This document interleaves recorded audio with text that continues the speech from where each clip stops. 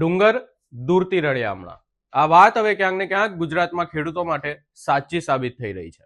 કારણ કે તંત્ર દ્વારા ખેડૂતો માટે એવી જાહેરાતો કરવામાં આવી કે જે સાંભળી અને બધાને એવું લાગશે કે સરકાર ખેડૂતો માટે ઘણું બધું કરી રહી છે.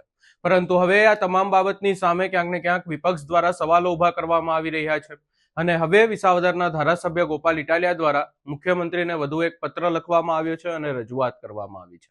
શું રજૂઆત કરવામાં આવી છે, કેમ ફરી એકવાર સવાલો ઉભા કરવામાં આવ્યા છે, સમગ્ર બાબતની વિગતે ચર્ચા કરીશું. નમસ્કાર, હું છું ઉજ્જવલ અને આપ જોઈ રહ્યા છો નિર્ભય ન્યૂઝ. ગુજરાતમાં જો હાલ વાત કરવામાં આવે તો ખેડૂતોને મોટા પાયે નુકસાન થયું કમોસમી વરસાદને કારણે. અને ત્યારબાદ ખેડૂતોની એક માંગ હતી કે તેમને સર્વે કરી અને સહાય આપવામાં આવે, તેમનું દેણું માફ કરવામાં આવે અને તેમની મગફળી ટેકાના ભાવે ખરીદી કરવામાં આવે. આ તમામ બાબતોની વચ્ચે જો વાત કરવામાં આવે તો તંત્ર દ્વારા શું કરવામાં આવ્યું કે તંત્ર દ્વારા એક જાહેરાત કરવામાં આવી કે ટેકાના ભાવે ખરીદી કરવામાં આવશે મગફળીની, અને એની અંદર 125 મણ મગફળીની ટેકાના ભાવે ખરીદીને લઈ અને જાહેરાત કરવામાં આવી. બીજી એક જાહેરાત કરવામાં આવી કે ખેડૂતોને 10,000 કરોડનો સહાય મળશે. એટલે કે એની અંદરથી હવે આ તમામ બાબતોની વચ્ચે ક્યાંક ને ક્યાંક લોકોને એવું લાગ્યું કે સરકારે, તંત્રએ ખેડૂતો માટે ઘણું બધું કરી નાખ્યું. પરંતુ આ બધાની વચ્ચે હવે સવાલો એવા ઉભા થઈ રહ્યા છે કે તંત્રએ ખરેખર કર્યું શું. જો અંદરની વાત કરવામાં આવે, અને હવે આ વાતને લઈ અને વિપક્ષ દ્વારા સતત સવાલો ઉભા કરવામાં આવી રહ્યા છે, આ વાત હું નથી કરી રહ્યો. વિપક્ષ દ્વારા સતત એવું કહેવામાં આવી રહ્યું છે કે હેક્ટર દીઠ 22,000 રૂપિયા અને 2 હેક્ટરમાં મહત્તમ સહાય મળશે, એટલે કે 44,000 રૂપિયા જે માંગ હતી અને જે આંકડો જોવાઈ રહ્યો છે 10,000 કરોડ રૂપિયા, પરંતુ સહાય મળી રહી છે માત્ર ને માત્ર 44,000 રૂપિયા. આ વાતને લઈ અને સવાલો ઉભા કરવામાં આવી રહ્યા છે. અને બીજી વાત છે ટેકાના ભાવે મગફળીની ખરીદીને લઈને.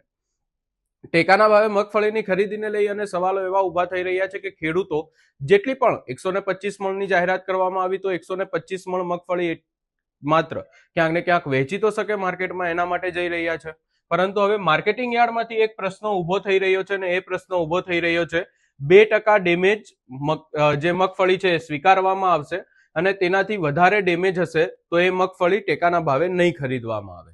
આ ચિત્ર આખું સમજવાનું છે. અને આ પત્ર કેમ ગોપાલ ઇટાલિયાએ મુખ્યમંત્રીને લખ્યો છે એ વાત પણ આપણે સમજીએ.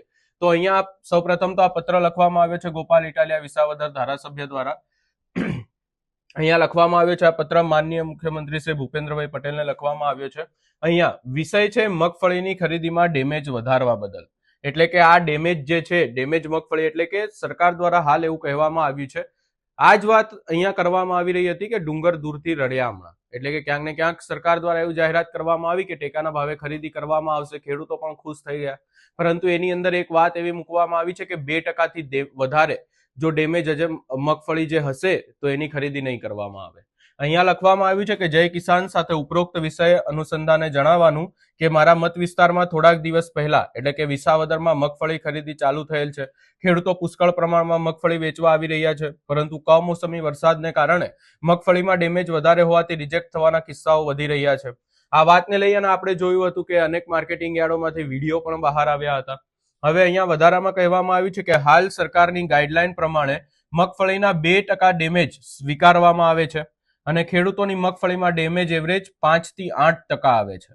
એટલે કે ક્યાંક ને ક્યાંક અહીંયા સરકાર દ્વારા 2% ડેમેજ મગફળી જે છે ખરીદવામાં આવી રહી છે. પરંતુ આપણને બધાને ખબર છે કે કમોસમી વરસાદ થયો, ખેડૂતો પોતાનો પાક ક્યાંક ને ક્યાંક બચાવી નથી શક્યા, ભેજ લાગી ગયો હોય એવી બધી પરિસ્થિતિ થઈ.